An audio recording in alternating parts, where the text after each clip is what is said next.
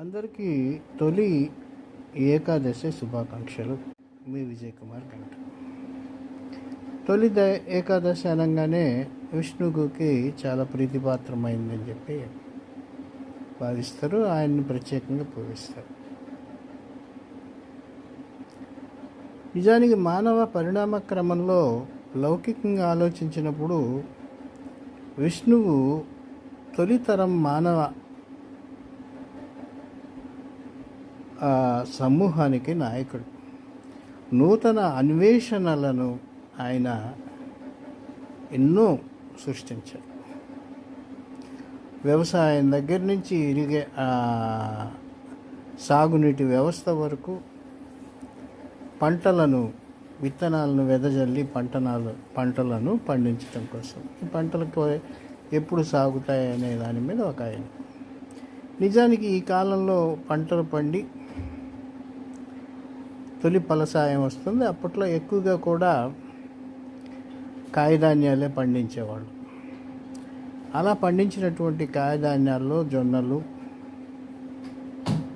రాగులు, సజ్జలు, ఎవలు వంటివి ఉండేవి.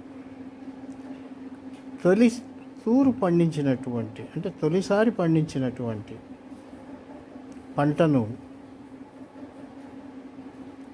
అప్పటి పద్ధతుల్లో ఎండబెట్టి లేదా వేయించి పిండి చేసి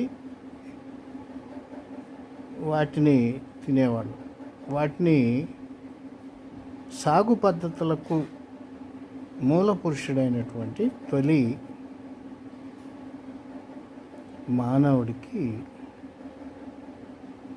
గౌరవ సూచకంగా సమర్పించేవాడు. ఆ క్రమంలో వచ్చిందే మహావిష్ణువుకి తొలి ఏకాదశి నాడు పూజలు చేయటం. ఇది లౌకికపరమైనటువంటి అంశం.